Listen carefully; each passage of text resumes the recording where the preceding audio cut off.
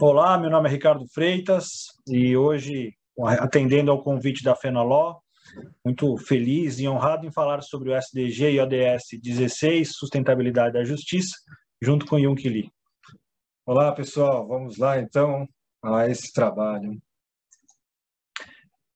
Pessoal, nossa agenda de hoje, ela comporta 6 tópicos principais, né? Falaremos um pouco sobre a trajetória do desenvolvimento sustentável, a Agenda 2030, especificamente o tema da nossa conversa, o SDG 16.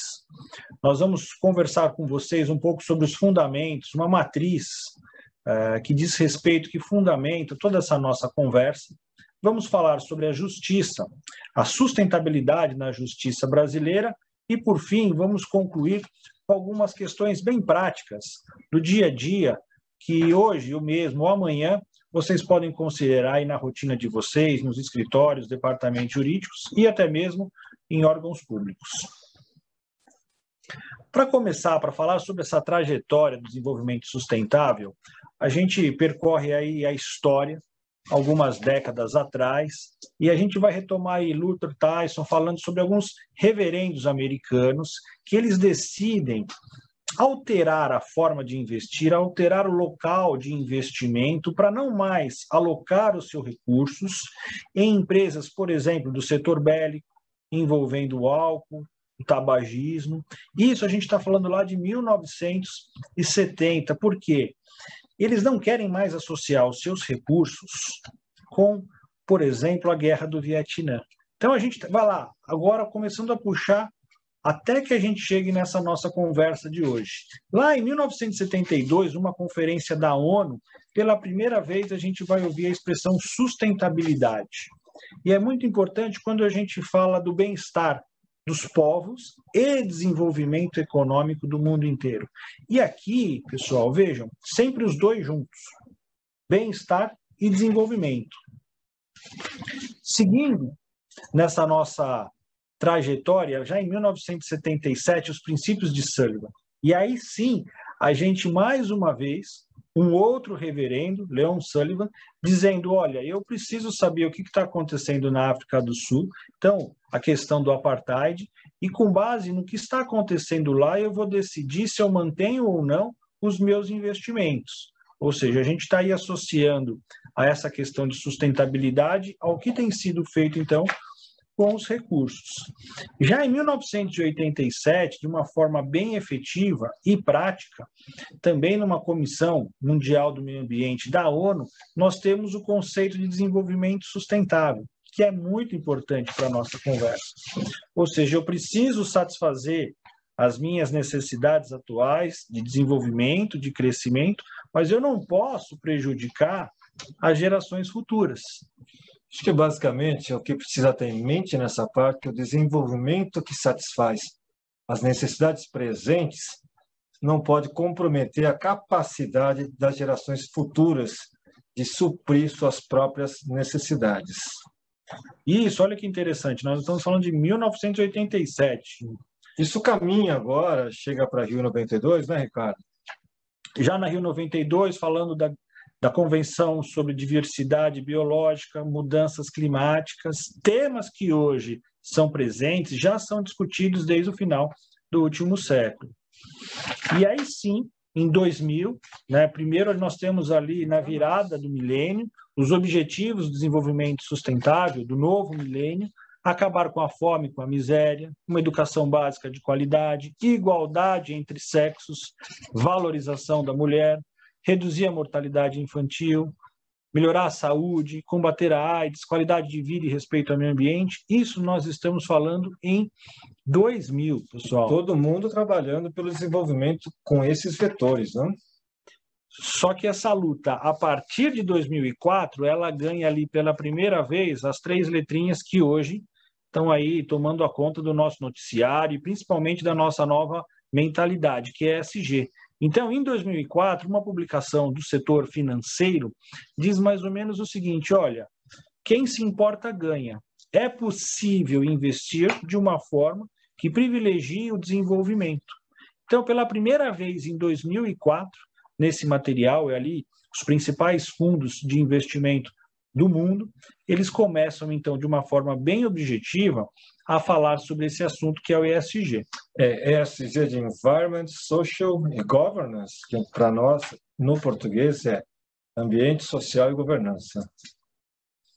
Subindo, chegando mais perto. Então, em 2006, né, os princípios de um investimento responsável, eles já dão ainda mais força àquilo que estava sendo dito no material de 2004. E, basicamente, eles falam, olha, olhem isso aqui vai ser importante. E a gente está chegando mais perto. Também em 2006, o que nós vemos? Um movimento das empresas B, já muito forte nos Estados Unidos, mas no mundo inteiro de uma forma geral, né? Inclusive no Brasil, são empresas que elas não se preocupam apenas com o desenvolvimento financeiro. Elas querem acompanhar também o bem-estar da sociedade e do planeta. Vejam, então, que a gente sai ali de 1970 para uma questão das Nações Unidas, dos governos, e a gente chega em 2006 já com esse tema atingindo as empresas de um modo em geral. Para aí sim, um dos principais tópicos da nossa conversa hoje é falar sobre a Agenda 2030. Então, também num evento das Nações Unidas, em 2015, né, ali são traçados 17 objetivos para transformar o nosso mundo. Esses 16 objetivos, no inglês, são Sustainable Development Goals, para o nosso português é Objetivos de Desenvolvimento Sustentável. Erradicar a pobreza, fome zero, né? Boa saúde, bem-estar, educação de qualidade, igualdade de gênero, água limpa, energia acessível e limpa, emprego digno, indústria e inovação, redução das desigualdades, cidades sustentáveis, consumo e produção responsável, combate às alterações climáticas, vida debaixo da água, vida sobre a terra. O nosso tema de hoje, paz, justiça, instituições fortes e parcerias em pró das metas. O tema de hoje que nós vamos tratar está afincado no item 16 dos Objetivos de Desenvolvimento Sustentável, paz, justiça e instituições fortes. É isso aí. Então, a nossa conversa sobre hoje é exatamente nessa linha.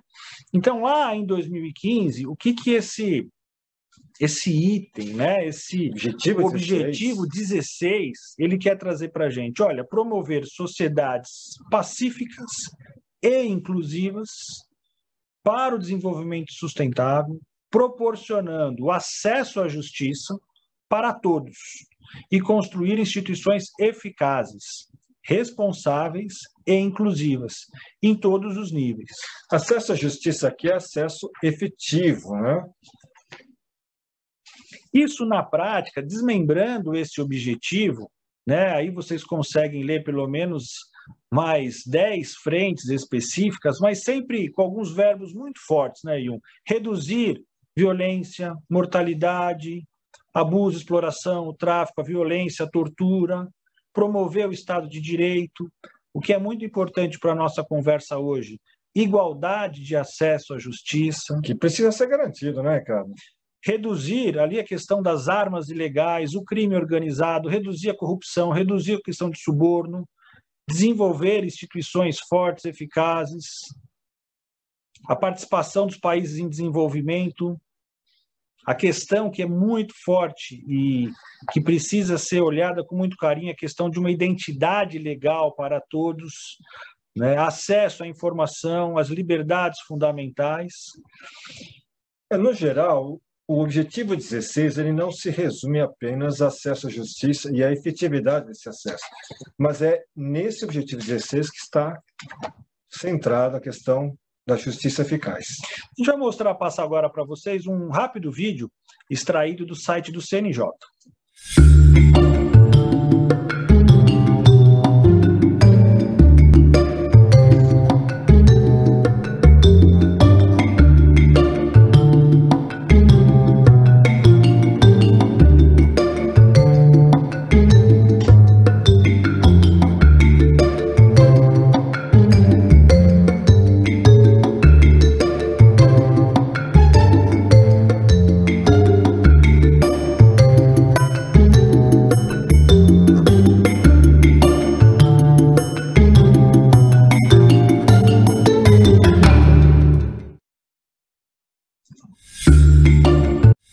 legal.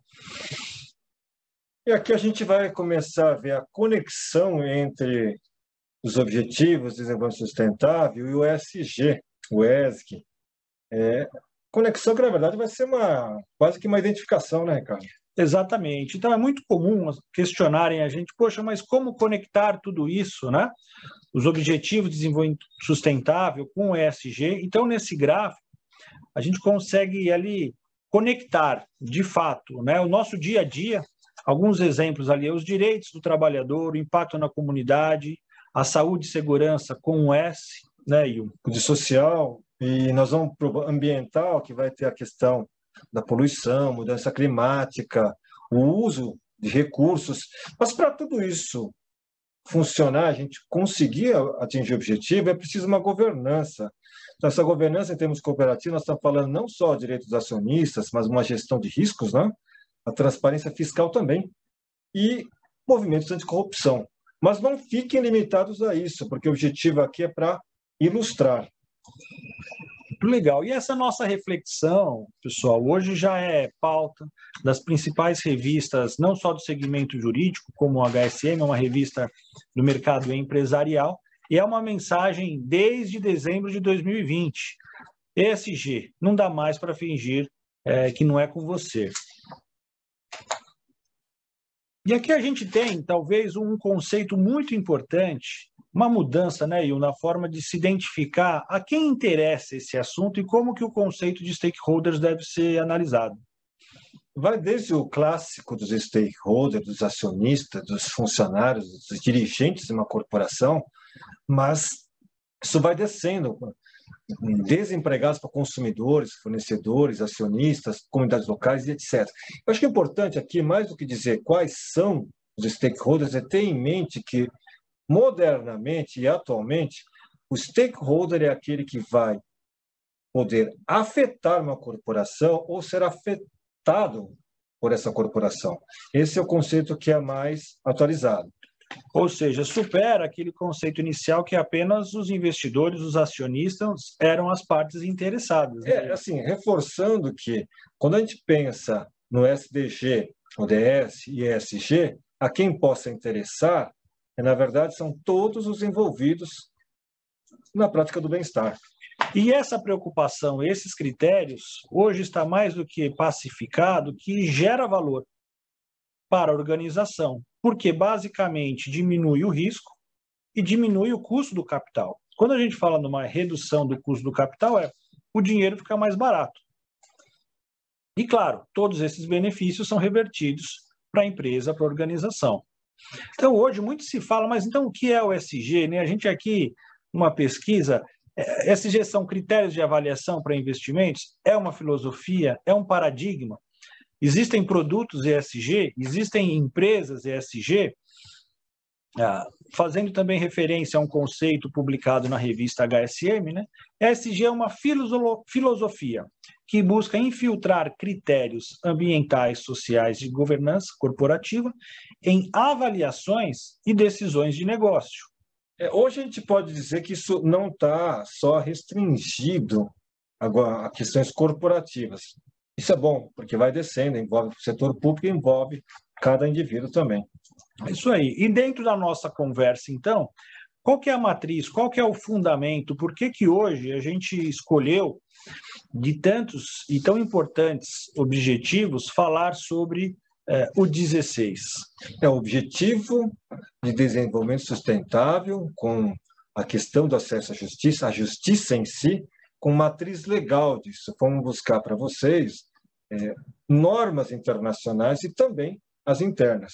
Então, quando nós voltamos ali um pouquinho no tempo para falar sobre a Declaração Universal dos Direitos Humanos, nós vamos falar dos direitos fundamentais, nós vamos falar do direito a um julgamento justo e público, porque depois, daqui a pouco, a gente vai ver em que momento nós estamos e como fazer para atingir o que lá, desde 1948, era um objetivo. Ricardo, né? eu diria para você o seguinte, quando a gente fala dos objetivos de desenvolvimento sustentável, tudo bem, como é que eu posso exigir isso? Ou como é que eu posso fazer accountability, internacionalmente ou internamente? Então, vamos começar pela carta maior que nós temos, que é a Declaração Universal dos Direitos Humanos. Você pode ver no artigo 8, artigo 10, artigo 11, que vai justamente falar, volta, calma, que é remédio efetivo, direitos fundamentais, julgamento justo e público e também um tempo razoável. Mas não para por aí. Nós vamos agora para a Convenção Europeia dos Direitos do Homem, dos Direitos Humanos, né?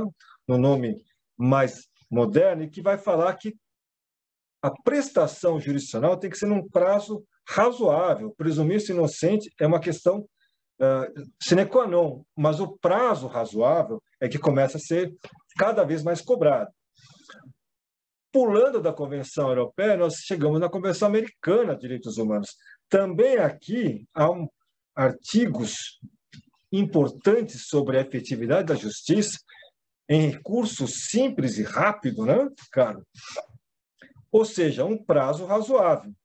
Mas, ok, são normas internacionais internamente. Não há dúvida que essas normas internacionais, tanto da DUDH quanto da Convenção Americana Europeia, nós vamos ter todos na Constituição.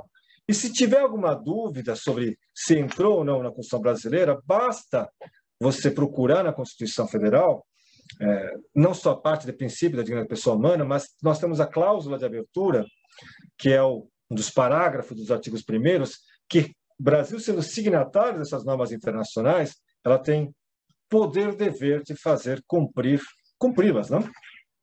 Muito bom. E qual que é o status, o momento hoje, para a gente falar da sustentabilidade na justiça brasileira? Por que falar desse assunto? Por que o ODS 16? Então, falar sobre a justiça em números. Números que vocês, muito provavelmente, conhecem, né?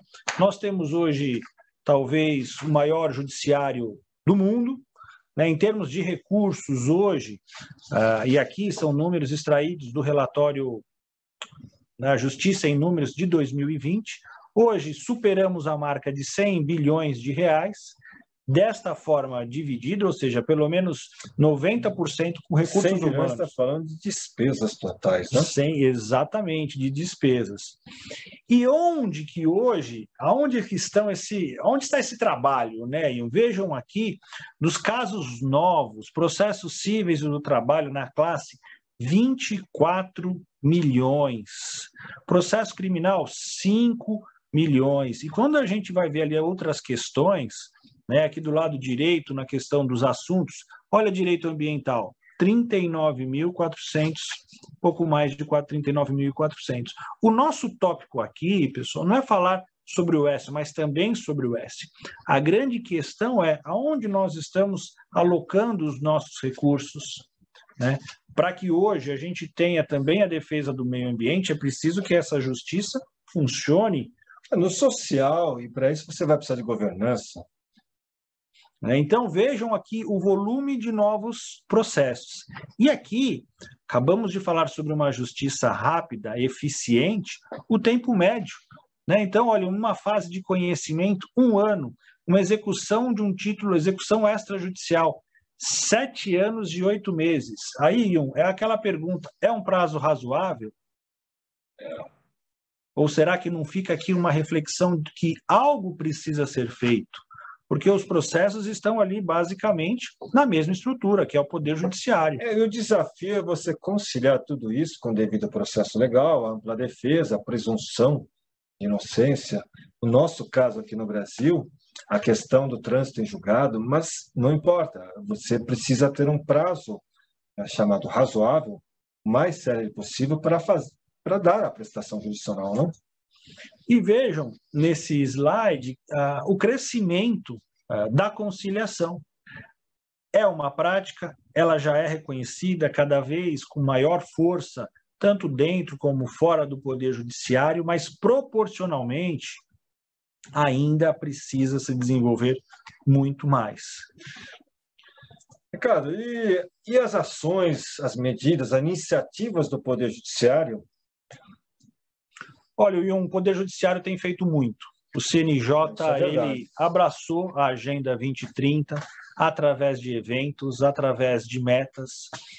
A boa parte dos tribunais tem metas associadas à Agenda 2030. Então, o CNJ, a gente pode dizer que ele está no caminho por um lutado desenvolvimento bastante. sustentável. É inegável que o judiciário tem se movimentado fortemente.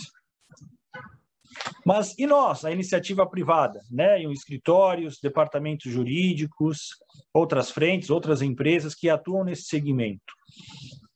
Então, aqui, a nossa conversa com vocês hoje... Aqui eu diria o seguinte, bate-papo, tudo né? bem, mas ok, reduzir o volume de processos, etc., é vantajoso mesmo? Quando a gente fala de ESG, a gente está falando de reduzir o número de processos. Isso gera maior engajamento, isso gera maior apreço dos consumidores. Claro, é uma questão de conformidade, né? Então, por quê? Porque com menos processos facilita, amplia a possibilidade dos direitos humanos serem atendidos com aquela questão de um prazo razoável para um processo. Também uma questão muito importante: os recursos do Poder Judiciário são limitados. Um excesso de outros processos diminui aquele valor que seria alocado em outras frentes. Então, existem diversas iniciativas que precisam ser consideradas, né? E aqui, a gente traz aí um material que foi inicialmente publicado pela McKinsey, né? Como que o ESG agrega valor para a empresa? Só para colocar, quando fala como o ESG, pensemos da seguinte forma: como cumprir, correr atrás dos objetivos de desenvolvimento sustentável cria valor para a empresa. Mas cria mesmo? Essa é a questão. E os números mostram. E cada vez, pelo menos 5 frentes, né? Ou seja, uma empresa que atende aos critérios ESG, ela consegue aumento nas vendas, ela consegue reduzir os custos, ela tem menos processos judiciais, os colaboradores mais engajados produzem mais e o custo do recurso, do dinheiro, fica mais barato.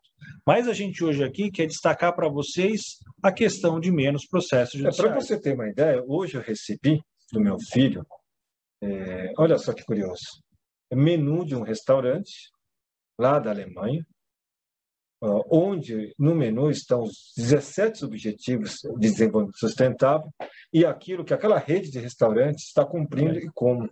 Uma prestação de contas interessante. Na prática, né, Ion? Pois é porque tem retorno financeiro. Isso é muito importante colocar. Esse é um tópico que a gente sempre destaca. Quando a gente fala de ESG, a gente não fala do trade-off. Olha, vou diminuir o meu lucro, vou diminuir o meu resultado. Não. A gente está falando de buscar uma maximização de retorno, de investimento e também um impacto positivo. E aqui nós apresentamos para vocês algumas iniciativas, algumas práticas já vivenciadas, já vistas pelo setor privado, daqueles que buscam, então, a diminuição de processos, seja através do preventivo, as práticas e políticas internas, a questão do conhecimento do porquê que aquela nova demanda foi ajuizada. O que está em voga, a causa raiz, ou seja, se alguém for reclamar de algum produto ou serviço, hoje você monitora o que levou para essa reclamação. Né? Exatamente. Então, a gente vai monitorar e buscar essas informações para preventivamente evitar ou diminuir ao máximo o surgimento desses casos. Uma melhora nos canais de atendimento, uma ampliação da conciliação e da mediação, inclusive pré-processual.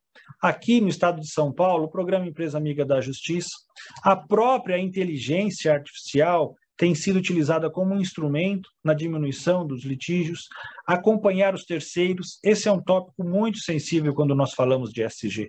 Não basta a empresa fazer tudo, né, Ion? Se o seu terceiro não consegue. Lembre-se do conceito de stakeholders. Aliás, não precisa nem buscar tanto a concepção moderna de stakeholder, porque o terceiro, ele é hoje considerado diretamente envolvido na apuração.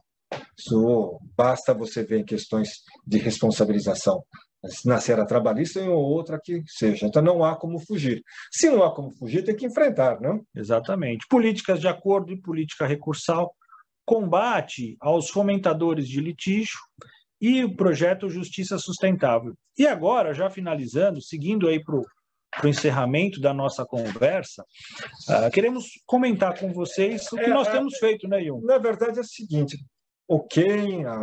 falamos de ESG, apresentamos os objetivos de desenvolvimento sustentável, o que os outros estão a fazer, o que fulano, beltrano também tem que fazer, mas enfim, mas a sua parte, o que você, como advogado, como escritório, como departamento jurídico interno, o que vocês estão a fazer?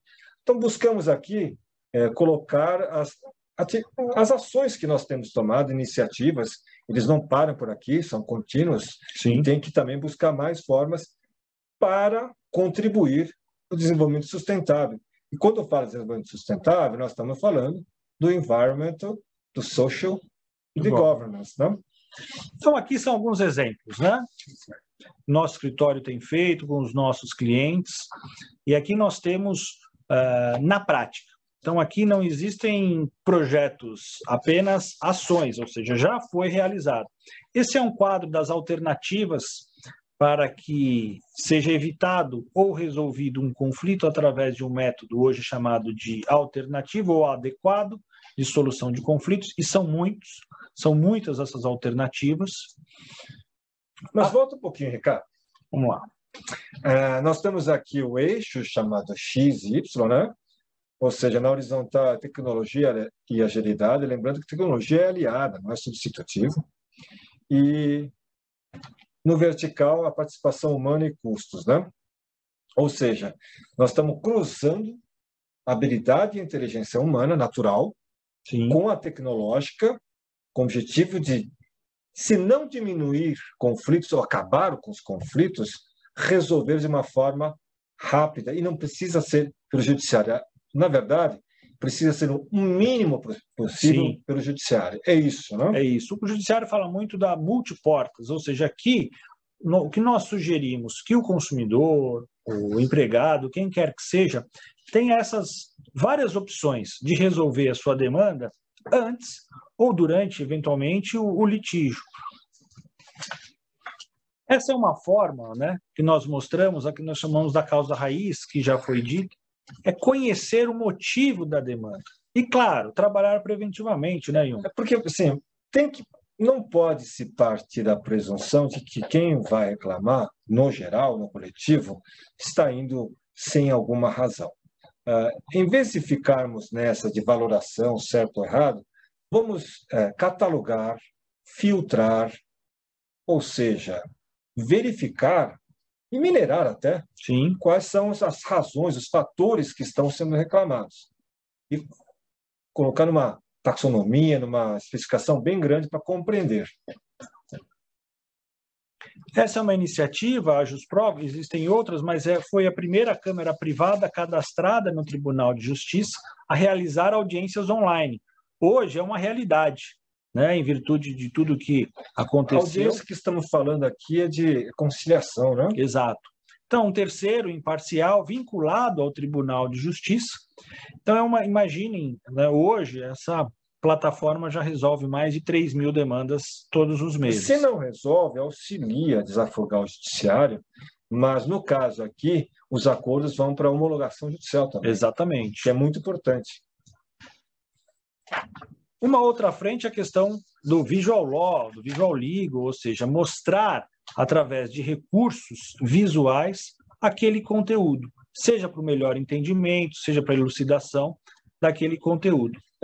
Ricardo, eu sei que está havendo uma grande polêmica em relação ao legal design, visual law. Nunca é para substituir a petição, não é para, via desenho, advogar, mas via ilustrações, permitir uma interpretação ou uma verificação, que a gente fala de sinestésico, né? Todos os sentidos possíveis para fins de simplificação, ou seja, para você atingir uma justiça séria, em prazo razoável e também efetivo, o visual law vem a contribuir com isso, não vem substituir o advogado. Tá? Exatamente. E a inteligência artificial, essa é a Diana, a inteligência artificial da LBCA, ela consegue identificar, por exemplo, que um determinado consumidor, ele tem por hábito, por prática recorrente, se socorrer do Poder Judiciário. Então, a gente aqui excluiu, né, que são as iniciais desse consumidor, mas que ele, num curto espaço de tempo, ele tinha Aqui é um grande volume de ações contra o mesmo segmento. Novamente, não é uma valoração, mas está, através de filtros, verifica que há uma litigiosidade fora da curva. Exatamente. Então precisa ser verificado. E aqui são empresas que têm atuado no sentido de incentivar, de promover o litígio. Como é que o Tribunal de Justiça de São Paulo tem falado mesmo?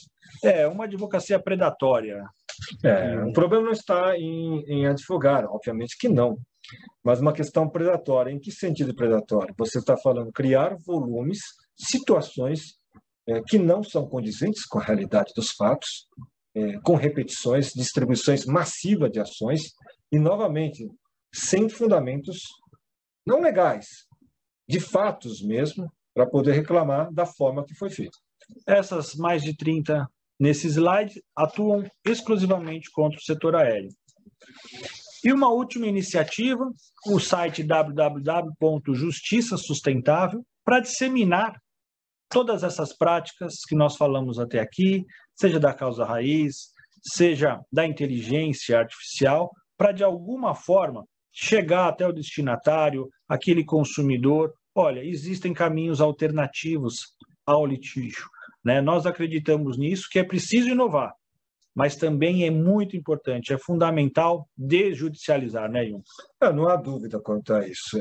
A apresentação que nós tínhamos a compartilhar acabou aqui, mas o importante é que o objetivo 16 ele está inserido nos objetivos, nos 17 objetivos de desenvolvimento sustentável, criando-se o ESG, né, novamente, ambiental, social e governança, mas é importante que isso não fique só nas corporações, nas entidades privadas.